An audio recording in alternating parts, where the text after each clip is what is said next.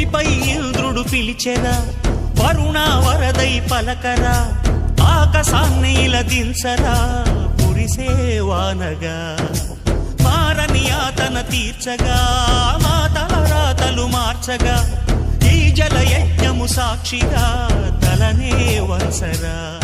మహారాజు తానే సమిధల్లె మారి నిలువెల్లా వెలిగెరా, భోగాన్ని విడిచి త్యాగాన్ని వలచి తాపసిగా నిలిచెరా. జనక్షేమమే తన సంకల్పముగా, తన ఊపిరి హోమజ్వాలలుగా, స్వర్గాన్నే శాసించెనురా, అమృతమును ఆహ్వానించెనురా.